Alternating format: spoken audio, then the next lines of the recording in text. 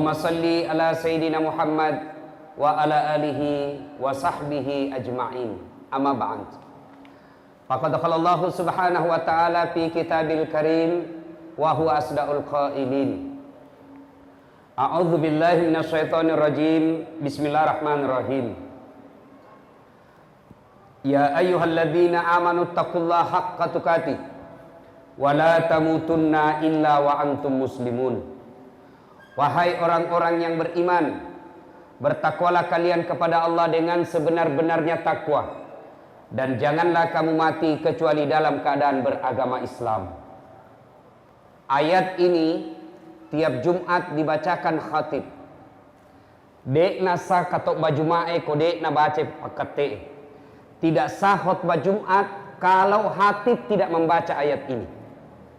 Jangan kamu mati kecuali dalam keadaan beragama Islam. Ayat ini seolah-olah mengingatkan kepada kita, wahai Das'ad, kau lahir dalam keadaan agama Islam, kau hitan dalam keadaan Islam, kau nikah pakai tradisi Islam, kau nikah pakai syariat Islam, tapi belum tentu kau mati dalam keadaan Islam. Allah ingin ingatkan kepada kita, hati-hati kalian orang Islam, kamu mengaku Islam tapi belum tentu matimu Islam. Insya Allah kita tidak akan mati dalam keadaan berzina. Insya Allah kita tidak akan mati dalam keadaan berjudi. Lagi sabung ayam tiba-tiba ada penggerebekan, ditembak sama polisi, kakinya ditembak, kepalanya nak kena. Insya Allah kita tidak akan mati dalam keadaan mencuri.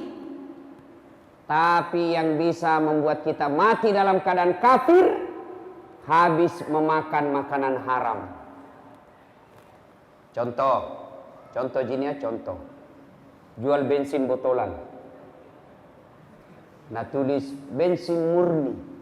Padahal campur minyak tanah. Begitu ditanya, kenapa kau bilang bensin murni? Nah kau campur minyak tanah. Apa nak bilang? Kan istriku namanya murni, jadi ku tulis bensin murni. Pedagang penipu. Apalagi contoh jinia contoh, jangan marah contoh. Ada anak sekolah buru-buru pergi kampus, buru-buru ke sekolah, dia langgar rambu lalu lintas, dikejar sama polisi, kasih singgah sama polisi. Pur. Kau melanggar, kenapa kau langgar rambu-rambu? Kau tidak lihat? Saya lihat je Pak. Kenapa kau langgar? Saya tidak lihat Ki. Ini pasal 250.000 denda. Bayar kok. Nah bilang ini anak SMP deh. Tidak ada uangku Pak. Ini 50.000 Ji. Coba buka dompetmu. 50 Ji Pak. Sini 40. Ambil mako 10.000. Pacet om. Polisi ambil anak sekolah. Masa ada begitu toh? Biasa ada begitu. Sudah. Dia pergi makan coto. Makan coto lah dari uang itu tadi yang rahasia di jalan. Pas keluar makan coto, disambar, kena sempoyongan. Kenapa? Dia makan coto 248. 2 mangkok coto 48 ketupat. Kenapa? Ketupat ada gratis. Pas tabrak motor, mati. Mati kafir ini orang. Kenapa? Ada barang haram dalam perutnya. Siapa lagi? Contoh jinya, contoh ji. Jangan marah, contoh. Anak muda, anak gaul, beli lempox. Pernah saya baca di koran, ada juga saya beredar di medsos, di Berau, didapat itu anak sekolah mah pox, lempox, nah campur lentikus. Ilaha dongo nutu. Kenapa lem sedikit lagi dah campur lem Korea. Campur mako lem Korea dan tidak bisa membuka bibirmu. Habis minum ballo, vodka, whisky, Jennifer, Donald, topi miring, lempox, mabok, ngambil motornya. Bayangkan mabok setengah naik motor, dia listrik nak kira aspal. Pak, mati kafir kau cilaka. Ada khamar dalam perutnya. Siapa lagi? Pedagang. Ada pedagang di sini? penjual kain atau penjual ikan. Asli jin ya nunggu. Wah asli. Berapa harganya? 100.000. Deh kurang-kurangi. Itu lagi 100.000 aku kasih kau modal. Karena sama-sama ke orang Bugis. Padahal sudah ada untungnya 30.000. Dia bilang modal. Begitu dia bilang modal pada sudah ada untung. 30.000-nya atas riba. Menipu pembeli. Haram. Maka hati-hati kita yang suka makan barang haram. Itulah sebabnya Allah selalu ingatkan kita, wala tamutunna, dan jangan kamu mati illa kecuali wa antum muslimun, dalam keadaan beragama Islam. Wa qala idzan, Allah kemudian berfirman, bismillahirrahmanirrahim, ya ayyuhalladzina amanu dukhulu fis-silmi kaffatan wa la tattabi'u khutuwatis syaitan innahu lakum adu mubin. Wahai orang-orang yang beriman, masuklah engkau ke dalam Islam secara sempurna. Jangan Islam pencitraan, jangan Islam karena mau pilih caleg. Hati-hati. Banyak sekarang caleg penampilan langsung kala-kala ustaz. Deh, songkoknya rapi, pakai gamis, pakai serban, pegang tasbih, pasang foto, kalah penampilan ustaz. Begitu disuruh mengaji tidak nak tahu. Ini Islam pencitraan. Kata Allah, jangan kau Islam seperti itu. Wala tattabi'u khutuwatis syaitan, dan janganlah engkau ikuti langkah-langkah setan, karena sesungguhnya setan itu musuh yang nyata bagi kalian. Ibu bapak, saya tanya ibu-ibu, ini dia yang di belakang ibu-ibu. Kira-kira di masjid ini ada setan apa enggak nih? Ada setan apa tidak ibu? Bapak-bapak, ada setan? Ada. Setannya bukan pocong, bukan uka-uka, bukan popo, bukan parakan.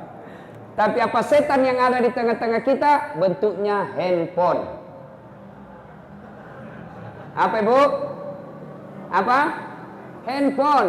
Oh, Ustaz sudah menceramah masuk bang Gisi. Setan itu HP-mu bos. Simpan dulu itu HP, simpan dulu. Kita dengar ceramah dulu. Simpan dulu. Selama kau pegang dan kau lihat terus, tiba-tiba masuk WhatsApp, balas lagi. Tidak dengar ceramah. Ada lebih parah, saya lagi ceramah, tiba-tiba ada ibu-ibu balik ke belakang. Kenapa ibu nak balik kayak ini? Ambil HP-nya, selfie. Baru nak tulis latar belakang das atlatif. Saya nak jadikan background. Ibu-ibu kajili-jili.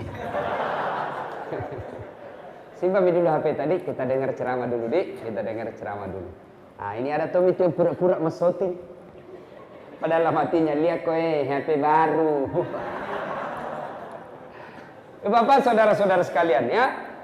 Wa qala idzan, Allah kemudian berfirman, bismillahirrahmanirrahim. Innallaha wa malaikatahu yusalluna 'alan nabi. Ya ayyuhalladzina amanu sallu 'alaihi wa sallimu taslima. Sesungguhnya Allah dan para malaikatnya bersalawat kepada Rasulullah Muhammad sallallahu alaihi wasallam, maka wahai orang-orang yang beriman, bersalawatlah kalian kepada Rasulullah dengan sebaik-baik salawat. Sadaqallahul azim, maha benar Allah dengan segala firman-Nya. Sallallahu ala Muhammad sallallahu alaihi wasallam. Sallallahu ala Muhammad sallallahu alaihi wasallam. Saya biasa kalau salawat kayak begini di Sulawesi, jamaah semua ikut. Di sini nak lihat-lihat kak. Asal kapa wakilo nggak ini? Ayo, sallallahu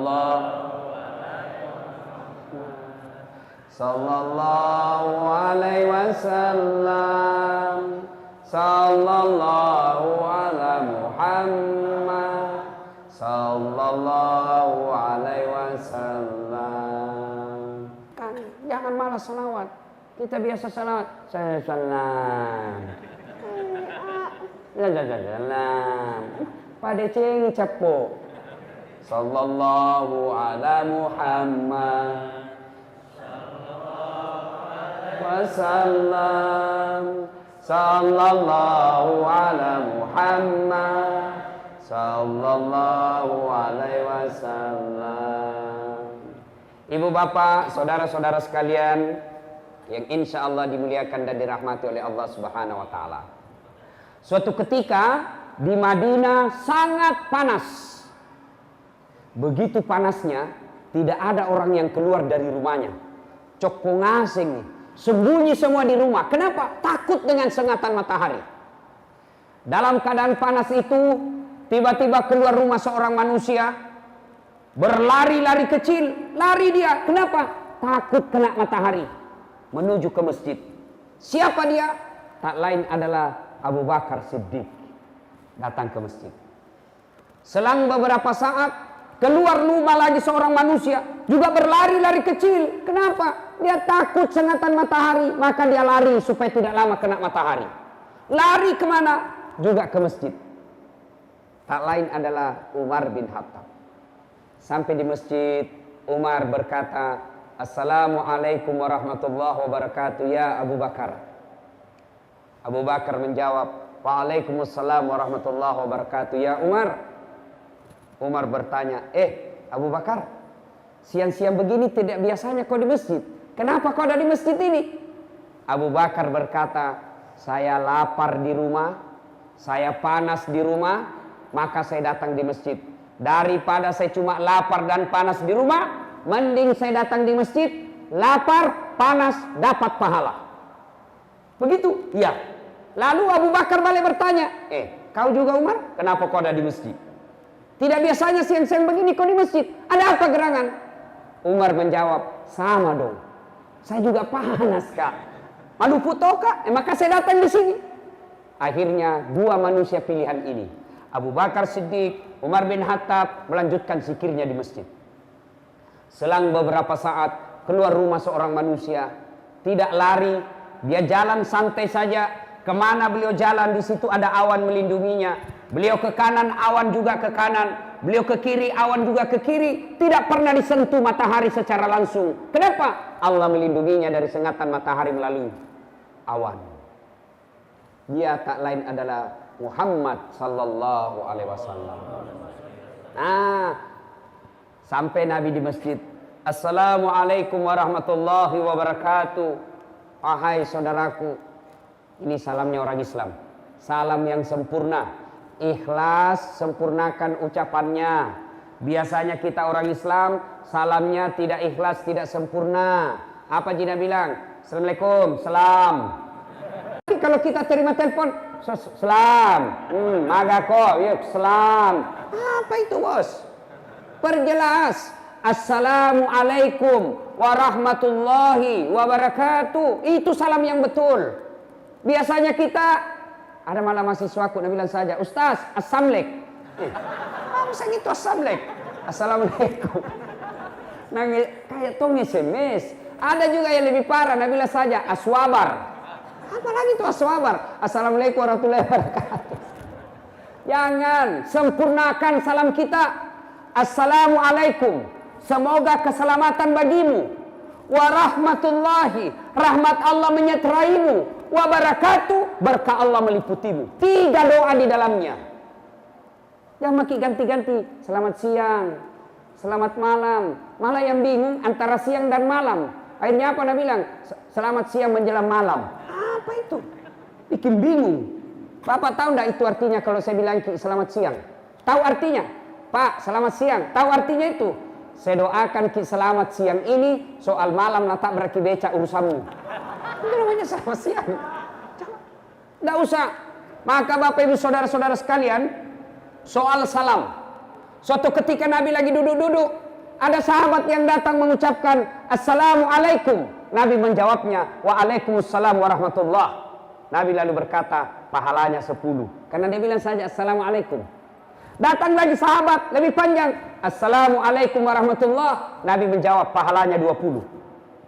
Datang yang ketiga, Assalamualaikum warahmatullahi wabarakatuh. Nabi menjelaskan, pahalanya 30.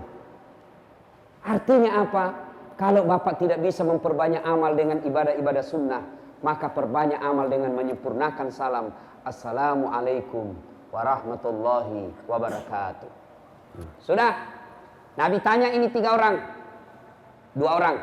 Umar, Abu Bakar, kenapa kau ada di masjid siang-siang begini? Umar menjawab, maluku ki Nabi. Lapar kami ini, makanya kami datang di sini. Umar lalu bertanya, Anda kenapa juga ada di sini? Saya bilang, Singkamale, Mbak Ji. Sama Ji. Banyak orang Bugis di sini? Banyak? Luar biasa ini orang Bugis. Kemana-mana saya ketemu. Kemarin saya di Bontang, banyak juga orang Bugis. Samarinda seberang, banyak orang Bugis. Saya pergi biduk-biduk, deh bahasa Bugis waktu di sana. Saya pergi Malaysia, Sabah, Sarawak, banyak juga orang Bugis. Begitu saya masuk penjara, banyak juga orang Bugis.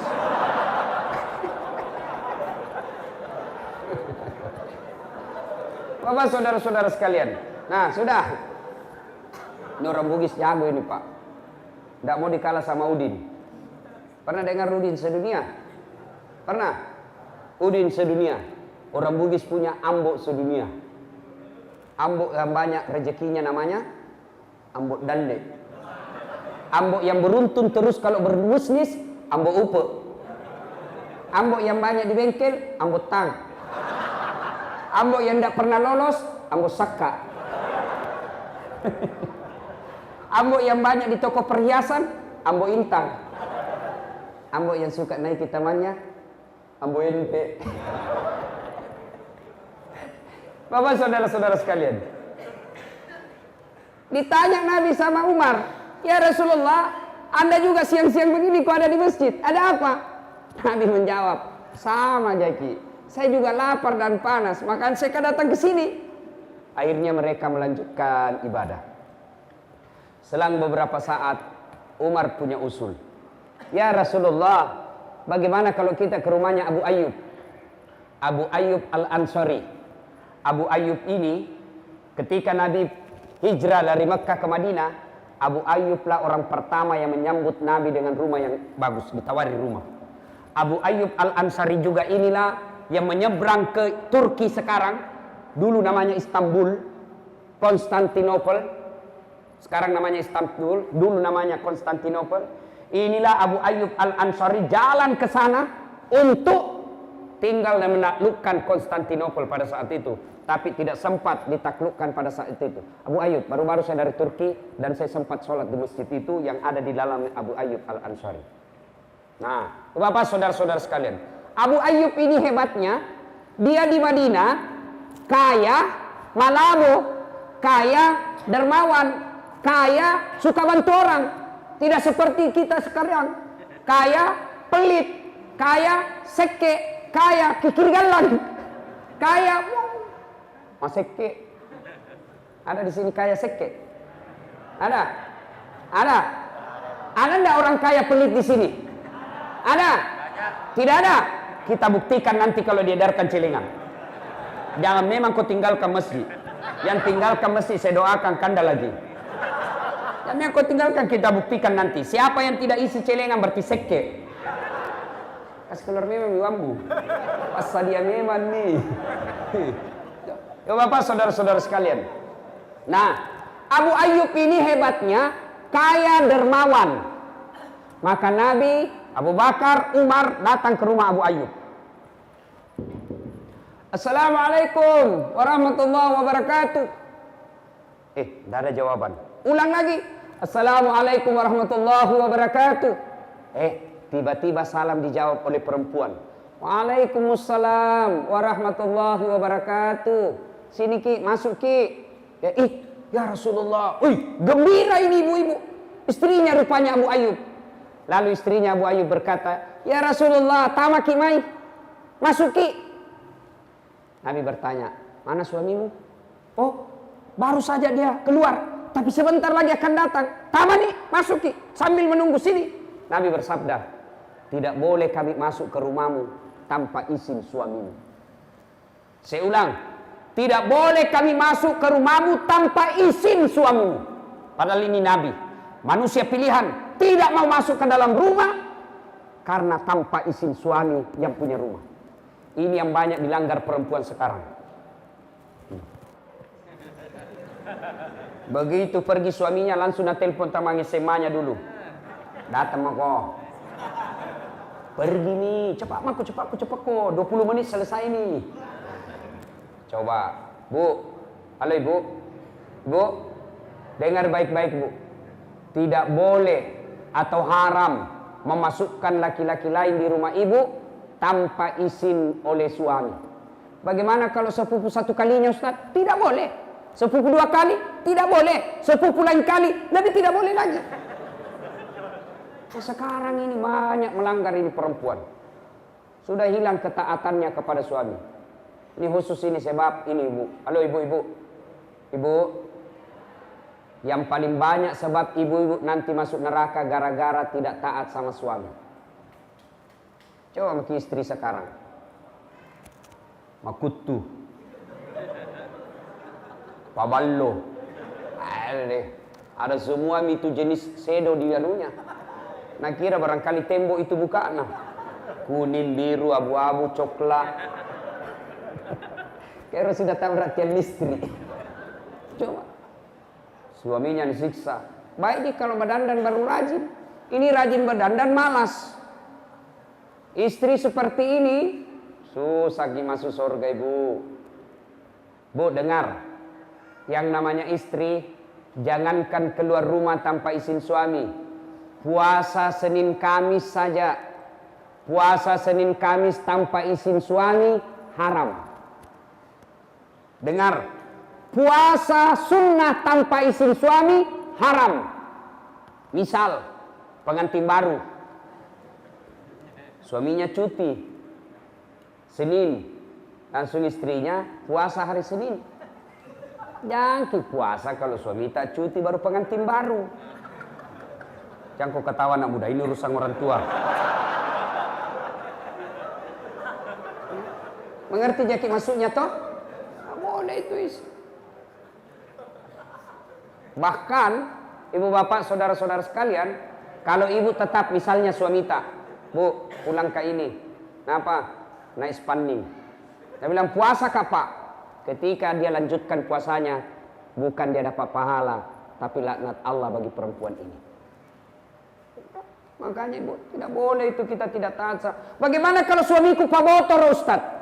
Suamiku peselingkuh, suamiku tidak sholat, suamiku tukang judi, urusannya dia dengan Allah. Ibu tidak punya dosa. Itu enaknya jadi perempuan. Itu enaknya jadi perempuan. Perempuan itu tidak bertanggung jawab dosanya kepada suami.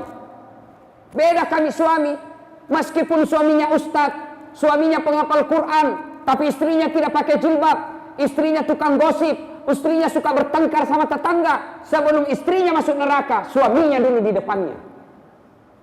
Hati-hati pak, satu saja susah diurus,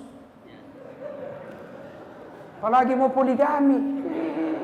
Banyaknya orang sekarang tidak mampu, dia mampu, tidak mau berkurban, padahal dia mampu. Sebaliknya, dia tidak mampu, mau poligami. Ini ketawa lagi, ini bapak-bapak kalau poligami, dan senyum, barani ki. Coba nih, ibu-ibu, mari nih ibu-ibu kalau kita cerita poligami. Usah lima Pak Guru salah si Ustaz Sir. Bukan Pak Guru salah, dijelaskan saja. Bapak-bapak jangan coba-coba kalau tidak bisa ngurus. Satu saja itu tanggung jawabnya di akhirat luar biasa. Apalagi kalau mau keempat. Yang ketawa. Nah ibu bapak saudara-saudara sekalian yang saya hormati ya. Kembali tadi. Ketaatan kepada suami. Ibu-ibu zaman sekarang, saya heran kalau masih ada yang malas. Bandingkan ibu-ibu zaman dulu. Itu ibu-ibu zaman dulu kasihan luar biasa. Masaknya pakai kayu. Sekarang kita tinggal pakai gas. Lampunya samperong. Ini anak-anak milenial tidak tahu ini. Itu yang lampu dikasih masuk baru ada kaca-kacanya. Dipakai belajar. Pas selesai ke belajar ada semua itu asap di sini dulu tak. Ini dapat semua dulu itu. Dulu. Nah, bapak saudara-saudara sekalian. Nah, akhirnya istri Abu Ayyub ini berkata, "Tajan ni lakeku cinampak minang kasih." Beberapa saat kemudian datang betul Abu Ayyub. Assalamualaikum warahmatullahi wabarakatuh Abu Ayyub. Wah, gembira Abu Ayyub. Alhamdulillah, barakah, didatangi ulama, didatangi Nabi, didatangi sahabat Nabi. Ini luar biasa berkah bagi kami. Begini orang Islam, didatangi ulama, didatangi alim, didatangi orang baik agamanya senang. Biasanya kita kalau datang imam dari rumah tak, senang apa tidak? Kalau datang pengurus masjid ke rumah tak, senang apa tidak? Bengkok mukanya, apalagi kalau bawa mie maaf. Sumbangan sih. Itu Rasulullah. Abu Ayyub didatangi oleh Nabi, gembira betul. Ini orang Islam, senang memuliakan ulama. Kita biasa kalau ulama, kita tidak muliakan. Kita lebih hormat sama artis daripada ulama. Kalau artis dia hormati, kalau bupati dia hormati, dia cium tangannya itu bupati, padahal baru 10 menit yang lalu tanda tangan korupsi. Kita cium lagi tangannya, batena na hormati bupati, Pak Camae. Tapi kalau ulama dia tidak hormati, padahal tidak ada mengatakan bupati pewaris para nabi. Tidak ada itu. Ulama, al-ulama'u warisatul anbiya. Ulama adalah pewaris para nabi. Termasuk itu imam-imam masjid. Kalau artis kita undang, Masya Allah. Kasih pesawat, bisnis kelas. Dijemput pakai mobil poreder, ada tentara polisi mengawal. Kasih hotel bintang 5. Pulang ceramah kasih 100 juta. Sampai di Jakarta dia pakai berzina. Sekalinya Pak Imam kita butuhkan, nah kiringan nyoje. Jemput Imam. Imam kasihan naik di oje. Tidak ada lagi stang kaki naik tu oje. Tak gantung-gantung di kakinya di belakang. Hujan lagi, satu mantel diduai. Beginilah kita. Sampai midek cek depi tas, cek depi. Sampai lagi di rumah tidak ada kipas. Kepanasan lagi busa-busa kalepak ma barasanji. Sallallahu alaihi wasallam. Busa-busa kalepak. Begitu selesai mau pulang, ma ilaha illallah. Apa? Nak kasih uang 25.000. Bonyok-bonyok. 25.000 1 jam barasanji. Nah lihat suaminya, kenapa nak 25.000 jika kasih itu Pak Imam? Apa nak bilang istrinya? Tambahin jalan kote di situ 5. Bagaimana nak mau belajar agama kalau nak lihat begitu? Jangan mau ke sekolah Ustaz. Lihat ke itu jalan kote jina bawa pulang. Enggak tahu serius orang ini bos. Yang lebih parah lagi itu kadangkala itu sampai kitab ceramah apa di dalam dompet susunan acara. Panitia salah memberi amplop. Bapak saudara-saudara sekalian, ya sudah. Abu Ayyub begitu senang sekali. Kata Umar, Abu Ayyub, kami lapar ini di rumah. Makanya kami datang ke rumahmu. Kamu kan orang kaya. Maka kami datang di sini. Mudah-mudahan ada yang bisa dimakan. Abu Ayyub senang. Dia bilang, tenang maki pale ya Rasul. Sudah diolok. Tunggu mi. Abu Ayyub kemudian ke kebunnya. Kebun kurma. Dia potong itu kebun kurma Pak. Nah bawa sama pohonnya. Bawa sama pohonnya.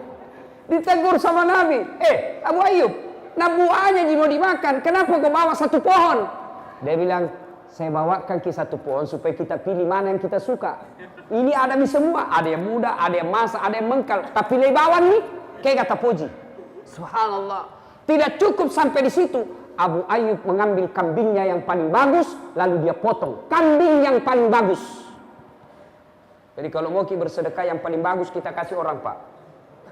Biasanya kalau ibu-ibu yang jelek. Mau pi basi nak kiringan Yustas. Nah ada kue itu di kulkas. Daripada basi bawakan itu ke Imam. Oh basi baru diingat ke Imam kasih. Sekali-kali bikinkan kue kasih itu ke Imam. Pukate, Puk Bilala, Pak Ustadz, guru ngaji, hatib. Bawakan kue yang paling baik. Itu yang membuka rezeki kita. Nah sudah. Tidak cukup sampai situ dia sembelih kambingnya Abu Ayyub. Sebagian dagingnya disate, dibakar. Sebagian dagingnya lagi dikarik. Lalu beliau makan itu daging. Dikasihnya pula roti, dikasihnya pula kurma. Nabi makan. Ketika Nabi makan, tiba-tiba Nabi bersabda, Abu Ayyub, tolong kasih kak dulu piring. Untuk apa? Bawakan kasihan anakku Fatimah. Sudah lama kasihan tidak makan enak itu anakku. Bawakan sebagian ke rumah. Masya Allah. Ini suami yang baik. Makan enak di luar, tidak lupa anak dan istri. Bisa kayak begitu Pak. Biasanya kita pura-pura lapar kalau sampai di rumah. Suruh makan sama istrinya. Oh, kenyang jak sedikit ini sayang. Kenapa?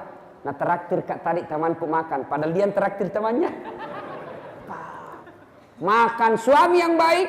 makan enak, dia tetap ingat anak istrinya di rumah. Itu Abu Ayyub, Rasulullah. Sudah, Nabi makan. Begitu Nabi makan, diambil daging, diambil roti, diambil kurma, lalu diangkat. Ya kira-kira seperti ini.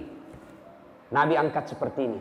Nabi lalu bersabda, saudara-saudara sekalian, tadi kita keluar rumah dalam keadaan lapar. Tadi kita keluar rumah dalam keadaan perut kosong. Tapi Alhamdulillah, Alhamdulillah, segala puji bagi Allah, kenyang maki semua. Mana nih watata? Ada semua misinya perut tak? Kata Nabi. Nabi mengulangi sampai berkali-kali. Tapi ingat, tidak setetes pun, tidak sesuap pun, tidak sekunyah pun yang masuk di leher tak, yang lewat di leher ini bebas dari tanggung jawab kita di akhirat kelak. Semua yang masuk ini nanti dimintai tanggung jawabnya di hadapan Allah Subhanahu wa taala. Kejadian inilah kemudian turun firman Allah. Bismillahirrahmanirrahim. Al-yauma nahtimu ala afwahihim wa tukallimuna aydihim wa tashhadu arjuluhum bima kanu yaksibun. Sadaqallahul adzim. Di akhirat kelak, pada hari akhirat kelak, tangan mereka, kaki mereka, kulit-kulit mereka menjadi saksi atas betapa atas nikmat yang Allah berikan kepada mereka. Nah, ibu bapak, saudara-saudara sekalian yang saya hormati, apa hikmah dari kisah ini? Apa pelajaran yang bisa diambil dari kisah ini? Pertama, ternyata dalam rumah tangga tidak ada satupun yang tidak ada masalahnya. Nabi manusia pilihan, doanya pasti dikabulkan Allah. Doa apapun beliau minta pasti dikasih Allah. Tapi ternyata dalam rumah tangga beliau pun sering mengalami kelaparan. Nabi itu lapar juga. Apalagi kita, dalam rumah tangga pasti ada masalah. Contoh, sebelum menikah, setelah menikah, apa masalah kita? Mau punya rumah. Sudah punya rumah, selesai masalahnya? Belum. Bayar cicilannya. Tuh. Sudah lunas, selesai masalahnya? Tidak. Jelek lagi dilihat rumah tak, mau lagi diganti. Dalam rumah tangga tidak ada orang yang tidak ada masalahnya. Contoh lagi, istri. Pak, istri cantik. Kita kira bukan masalah.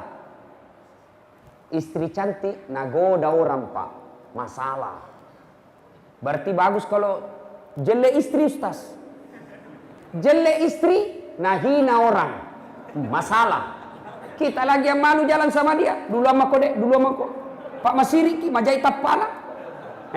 Istri cantik masalah, istri jelek masalah. Berarti bagus kalau tidak ada istri. Lebih masalah lagi. Iya toh? Ada istri masalah, tidak ada istri masalah. Tidak ada orang tidak ada masalahnya. Ya. Nah, bedanya Nabi ketika ada masalahnya, beliau datang ke masjid. Coba Umar, Abu Bakar lapar di rumahnya, kepanasan di rumahnya, kemana? Datang ke masjid.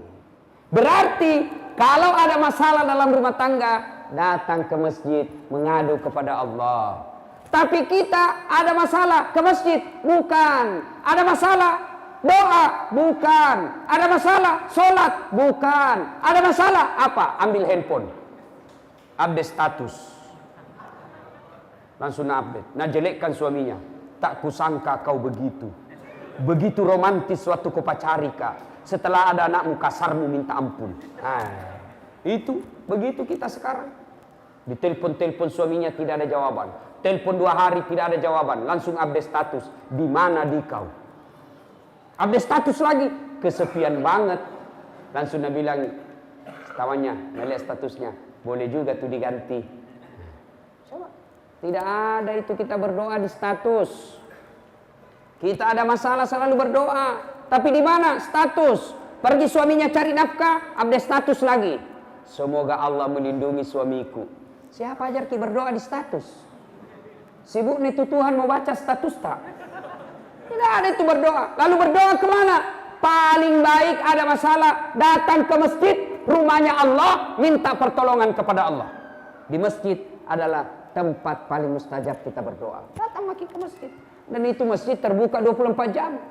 Tidak tahu kalau ini. Ada juga itu masjid dia kunci. Kenapa? Karena banyak pencuri. Biar celengan masjid nak curi juga. Lah cilaka. Labu apa kau tuh? Bapak saudara-saudara sekalian, hikmah pertama, tidak ada orang yang tidak ada masalahnya. Dan ketika ada masalah, datang ke masjid. Alhamdulillah ini masjid Pak selalu ramai. Alhamdulillah. Apalagi kalau subuh. Penuh ini masjid Pak. Sampai di luar. Tidak ada di dalam.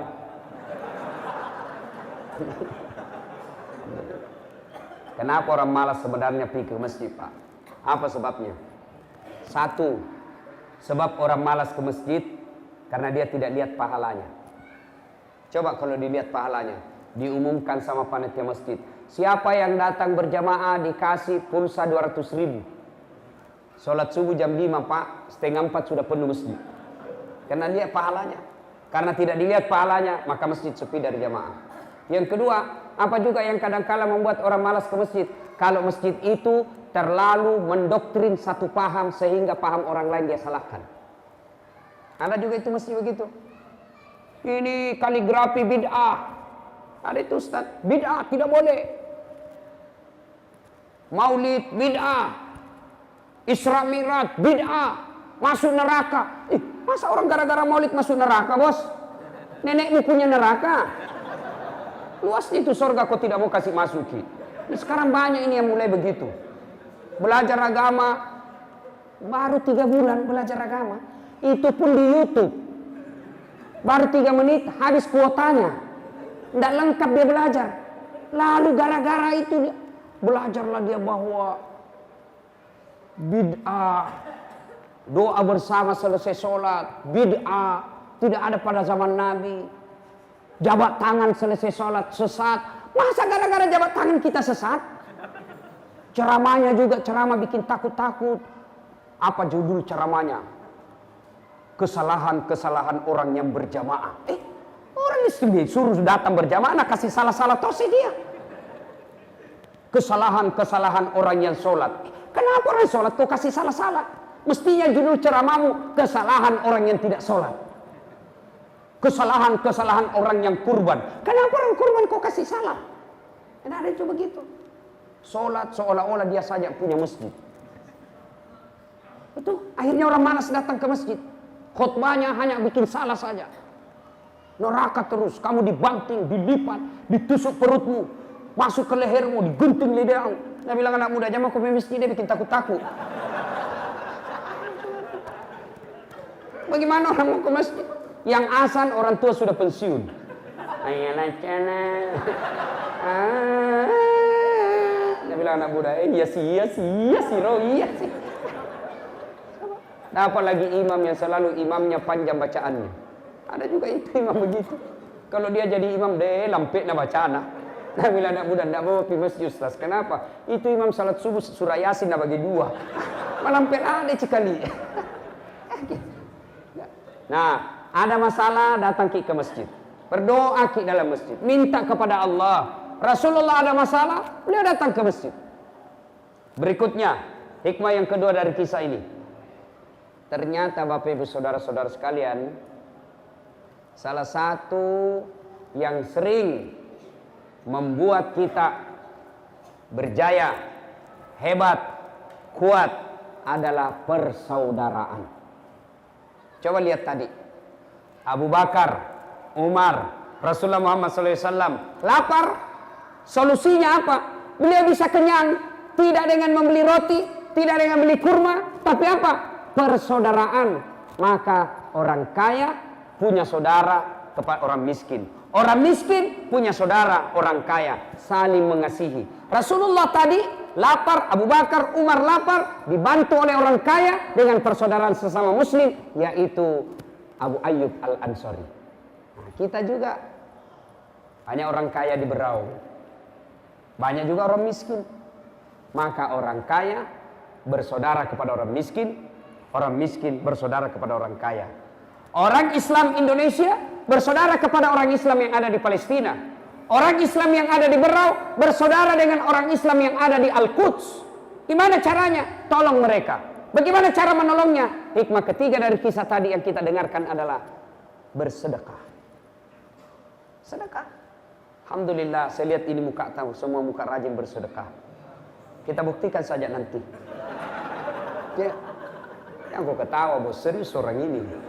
Ini ketika kita bicara sumbangan langsung pucat. Bu, halo ibu, bu, itu emas yang ada di tangan tak, gelang yang ada di lengan tak, itu belum tentu ibu punya. Mati mendadak ki, menantu yang punya. Ya kalau menantu tak baik agamanya, kalau dia juga tidak bagus agamanya, hancur kita. Pak, halo bapak-bapak, rumah tak yang mewah itu belum tentu kita nikmati sampai mati. Ya, begitu kita mati mendadak kena serangan jantung, siapa yang punya itu rumah? Siapa yang punya? Anak, iya kalau anak tak anak baik. Anak tak bagus, anak tak baik agamanya, tapi istrinya panrasu-rasu. Baru suami, baru anak tak takut sama istrinya. Coba, bersedekahlah. Tidak ada orang bangkrut gara-gara sedekah. Itu kalau orang kaya mau, Pak. Tosogi na melo, Pak. Kaya kita orang miskin, kalah kita orang miskin, Pak. Kalau orang kaya mau. Coba, orang miskin tahajud, orang kaya juga bisa tahajud. Orang miskin tadarus, orang kaya juga bisa tadarus. Orang miskin puasa Senin Kamis, orang kaya juga bisa puasa Senin Kamis. Orang miskin datang berjamaah, orang kaya juga bisa datang berjamaah. Tapi begitu orang kaya bangun masjid, diam-diam maki kita. Tidak ada uang tak. Orang kaya bersedekah, kita diam-diam, tidak ada uang. Maka orang kaya yang pemurah diriwayatkan kelak nomor 1 masuk surga. Ini ada kisah dalam kitab Tanbihul Ghafilin. Di depan pintu surga ada 4 manusia yang masing-masing mau masuk ke dalam surga nomor 1. 4 manusia. Siapa mereka? 1, orang kaya yang pemurah. 2, haji yang mabrur. 3, orang mati syahid. 4, ustadz, ulama. Bertengkar mereka dalam pintu surga, di depan pintu. Dia bilang orang kaya, saya dulu. Begitu orang kaya mau masuk, dia bilang ini orang yang mati syahid, saya dulu. Bertengkar, akhirnya Allah, hei Jibril, kau turun periksa itu orang. Kenapa dia mau masing-masing nomor 1 masuk ke dalam surga? Turun Jibril, periksa satu-satu. Tersangka pertama, maju. Kenapa kau mau masuk ke dalam surga nomor 1? Jibril, saya dulu mati syahid, membela agama Allah di Palestina. Katanya orang yang mati syahid nomor 1 masuk surga. Katanya, ditanya sama Jibril, siapa kasih tahu kok? Ustadz. Tidak boleh kulumbai ustazmu, mundur kok. Dosa kau melumbai gurumu, mundur. Panggil orang kedua, kau kenapa mau masuk ke dalam surga nomor 1? Jibril, saya dulu haji mabrur, bukan haji kajili-jili. Mana itu haji kajili-jili? Haji Pak Domeng. Banyak itu haji lomba domen nomor 1. Malam pengantin diumumkan, juara domi malam ini hadiah 17 inci televisi. Pemenangnya adalah Haji Baco pasangan Haji Bedu. Haji lomba Pak Domeng. Itu haji kajili-jili itu. Ini haji mabrur. Katanya haji mabrur nomor 1 masuk surga. Katanya. Siapa kasih tahu kok? Ustadz. Nah, mundur kok. Tidak boleh kelumbai ustazmu. Panggil orang ketiga. Kamu, kenapa mau masuk ke dalam surga nomor 1? Jibril, saya dulu kaya kak. Alhamdulillah kekayaanku saya bantu orang miskin. Katanya orang kaya yang pemurah nomor 1 bedek masuk surga. Katanya, saya juga tidak tahu. Nabi bilang Jibril, siapa kasih tahu kok? Nabi bilang Ustadz. Wih, sama, mundur kok. Tidak boleh kelumbai ustazmu. Mundur. Tanya orang keempat, kamu kenapa mau masuk ke dalam surga nomor 1? Dia bilang, saya itu tadi ustaz cerita ini tadi. Saya lah Ustaz Dasat. Oh, kau Dasat? Oh iya. Tapi balik masuk aku. Sudah saya. Tinggal beberapa langkah sampai masuk surga.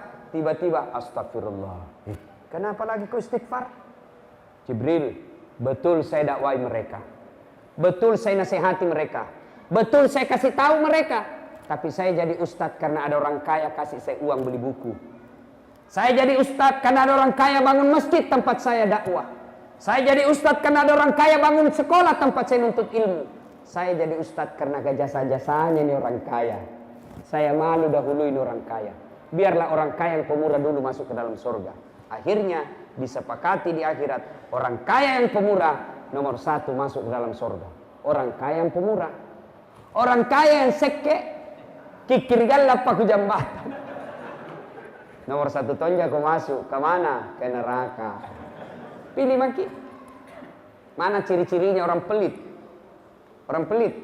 Nah, ciri-ciri sudah sitinaja, sudah sepantasnya, sudah sewajarnya berkurban, masih tidak mau. Mana buktinya orang mampu tapi dia tidak mau berkurban? Mana buktinya? Mana mereka? Siapa mereka? Bapak-bapak yang punya handphone harga 2 juta. Pulsanya tiap bulan 100 ribu. Lalu tidak berkurban, bapak dipertanyakan keislamannya. Handphone saja 2 juta. Kambing di sini berapa? Berapa satu kambing di sini? 3 juta. Coba. Handphone saja bapak beli 2 juta. Pulsa tiap bulan 100 ribu. Berarti berapa kita bapak punya? Lalu beli kambing tidak mampu. Siapa lagi mereka ini yang dikhawatirkan berperkara di akhirat nanti? Perokok. Ada perokok di sini? Ada? Tidak ada dalam masjid. Dengar kini yang perokok ya. Dengar serius saya ini. Bapak lihat tayangan tadi orang-orang Palestina, ya. Bapak lihat siapa yang membunuh saudara-saudara kita. Saya malah pernah lihat itu di medsos. Anak-anak di baris usia belasan tahun, kira-kira usia 8 tahun, 9 tahun, 11 tahun. Diikat di tiang-tiang seperti ini. Diikat tangannya, lalu datang tentara Israel, dia gerek semua lehernya. Itu bukan rekayasa karena ada videonya. Siapa yang lakukan? Orang Yahudi kepada orang Islam. Bapak tahu orang Islam yang ada sekarang di Al-Quds, yang ada di situ tinggal 100.000 orang. 100.000 orang saja lagi. Semua sudah keluar, tidak tahan disiksa. Coba, tahu tidak itu Palestina? Orang Yahudi dulu datang ke Palestina, ibaratnya kalau tinggal di Tanjung Redap ini. Tanjung Redap, ya, cocok nih, Tanjung Redap namanya ini kota. Nah, dia tadinya hanya tinggal di pesisir sungai, sedikit saja, kira-kira hanya 10 kilo persegi dia miliki. Lambat laun menjadi 50 kilo, menjadi 100 kilo. Akhirnya apa? Lebih banyak sekarang wilayahnya orang Yahudi daripada orang Islam. Dan apa hubungannya sama rokok? Bapak tahu yang punya rokok?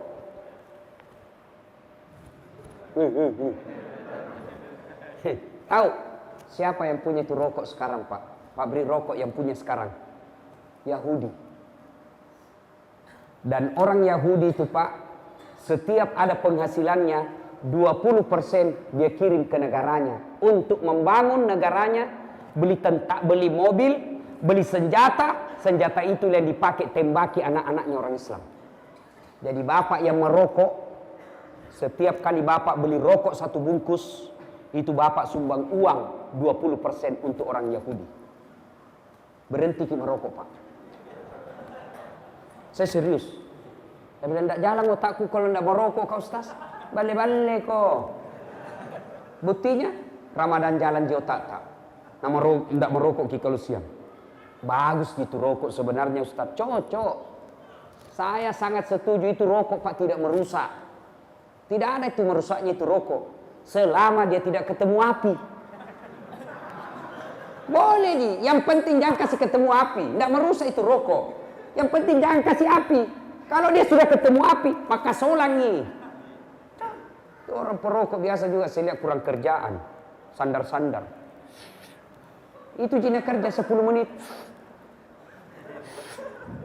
Sekali-kali isap, kunyah. Jamara, Pak, ya, jamara ya. Yang perokok berdoa mulai malam ini, Pak. Ya Allah, sembuhkan saya jadi candu rokok, pembeli rokokku saya sumbang ke Palestina. Itulah yang Bapak miliki. Pak, harta kita itu ada 3 yang tidak bisa diambil orang, kata Nabi. Telu mi bawang ya Rob kita miliki. Apa? 1 yang habis kita makan. 2 yang telah kita sedekahkan di jalan agama Allah. 3 yang hancur kita pakai. Itu saja. Lain dari itu bukan kita punya. Dan percaya Pak, tidak ada orang bangkrut gara-gara sedekah. Cari orang yang ada di Berau ini. Pernah kita dengar, Ustaz, itu yang di ujung pasar kaya sekali dulu itu. Itu yang besar rumahnya, kaya dulu itu. Tapi karena rajin sedekah bangkrut. Tidak ada toh? Yang bangkrut gara-gara apa? Selingkuh. Bukan poligami ya, selingkuh. Apa gara-gara bangkrut? Narkoba. Bangkrut gara-gara apa? Judi. Bangkrut gara-gara apa? Mabuk-mabuk. Tidak ada orang bangkrut bangun masjid. Dan percayalah Pak, orang kalau bersedekah diganti. Saya selalu yakin itu Pak. Coba. Percaya kita Pak. Kenapa kita miskin selama ini? Karena suka kita minta-minta. Kenapa kita miskin selama ini? Karena malas kita sedekah. Kalau saya bantu Islam Palestina, apa nanti besok dia makan anakku? Urusan Allah. Kenapa kita miskin? Karena kita selalu berpikir, bagaimana saya besok? Bagaimana saya bulan depan? Marah Allah. Macaipun Allah Ta'ala. Magai, Bapak tidak percaya Allah Maha Kaya. Keluarkan saja. Selama kita berjihad fisabilillah, tidak mungkin biarkan Tuhan miskin. Tidak mungkin. Kenapa kita miskin? Karena selalu kita berpikir, saya miskin, saya miskin, saya miskin. Nah kasih miskin ke Tuhan. Kenapa? Allah memang berfirman, Ana inda sanni abdi bi. Saya tergantung sangkanya hambaku. Kalau dia sangka kaya, kaya kok. Kalau dia sangka miskin, miskin kok. Ibrahim alaihissalam, ketika diperintah pergi dakwah, Ibrahim alaihissalam bertanya, ya Allah, siapa yang kasih makan anakku? Nika pandai anakku. Allah berfirman, saya Maha Kaya. Belah itu batu di depanmu. Dibelah batu. Apa yang keluar? Ulat. Tahu ulat? Tahu ulat? Bahasa Perancisnya oli. Dalam batu. Allah sampaikan kepada Ibrahim, Ibrahim, kau lihat itu ulat.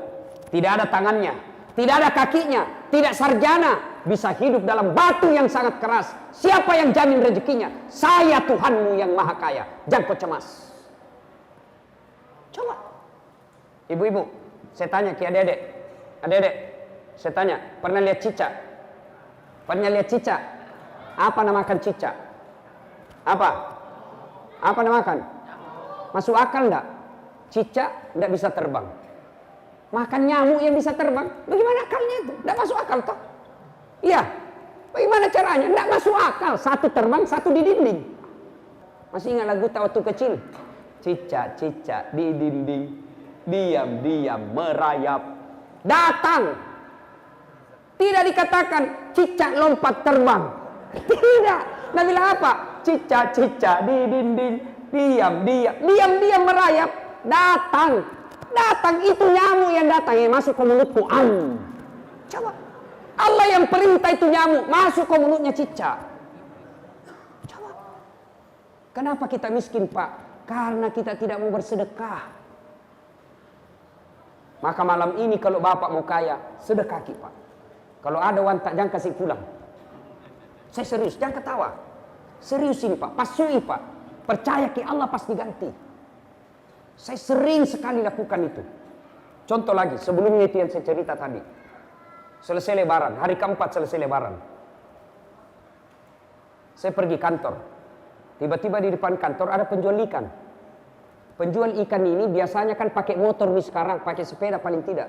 Ini jalan kaki, gerobak. Ikan yang dia jual, busuk. Saya bilang, siapa mau beli ini? Saya panggil lah, dayang, saya kaki. Singgahlah dia. Siapa kate? Berapa harganya? Saya bilang enggak. 100.000. Bungkus ki. Sudah ada bungkus. Ku kasih uang 100.000. Makasih mak. Tiap maki. Jangan maki kasih ke ikan. Bawa maki pulang kita makan sama keluarga tak. Sudah. Nah cium lah itu uang. Nah cium itu uang 100.000 sambil berdoa. Ya Allah mudahkan rezekinya. Puang ya kasih panjang umurnya, murahkan rezekinya. Pergilah.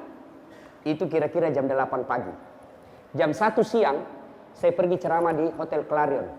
Acaranya Pak Menteri Pertanian, Pak Amran Sulaiman. Sampai ceramah halal bihalal. Tidak ada Pak Menteri. Saya WhatsApp Pak Menteri. Tidak ada ki di sini. Saya mau ketemu ini. Sakit kah Ustaz? Ketemu ki di rumah nanti Ustaz. Selesai acara langsung ki ke rumah. Baik Pak Menteri, saya siap ke sana. Selesai acara saya ke rumah beliau. Sampai di rumah beliau cerita-cerita. Mau maghrib, saya bilang tabek Pak Menteri. mau mie Hasan, saya mau pulang dulu. Nah bilang Pak Menteri, tunggu dulu Ustaz. Buru-buru Kak Pak Menteri, tunggu dulu 2 menit saja. Dalam hatiku, amam nih. Amam ini, amal lagi. Masuklah dia di kamar. Masuk di kamar, keluar, bawa bungkusan. Berapa uang saya kasih tadi tukang ikan? Berapa? 100.000. Begitu Pak Menteri keluar, bungkusan. Langsung nak kasih. Kami Ustaz, ini tadi honornya yang ceramah di hotel. Sudah mi ada mi honornya nak kasih ke panitia. Pada dalam hatiku, cepat maki. Sudah, sampai. Begitu saya naik mobil, buka. Berapa isinya? 25 juta. 100.000 saya kasih keluar, Allah ganti 25 juta. Percaya kita. Maka keluarkan ini. Dan yang kita bantu Pak, bukan orang lain. Saudara kita yang lagi menderita. Syukurnya bukan kita yang begitu. Syukurnya bukan kita yang rusuh. Bagaimana kalau kita yang rusuh? Biar banyak uang tak, kalau rusuh di negara tak susah. Alhamdulillah. Sebagai rasa syukur kita, mari kita bantu. Ya mau berkurban. Ada yang mau berkurban tahun ini? Tahun lalu saya kurban di Berau Ustaz. Tahun lalu saya kurban di Bontang. Tahun lalu saya kurban di Sulawesi. Tahun ini kita kurban. Tidak usah kurban di Berau. Kurbannya di mana? Di Palestina. Bagaimana caranya? Uang harga kurban kita itu kasih ke panitia aman Palestina. Biar mereka yang sampaikan ke Palestina. Saya baru-baru pulang dari Turki. Seminar tentang membicarakan pembebasan Al-Quds. Salah satu cara membantu mereka. Mereka butuh bantuan kita. Selain doa, juga mereka butuhkan uluran tangan. Adik-adik mau 50.000, 100.000, itu sudah bantuan. Dan Allah pasti ganti. Percayalah, tidak ada orang yang bersedekah sengsara hidupnya. Tapi kalau kita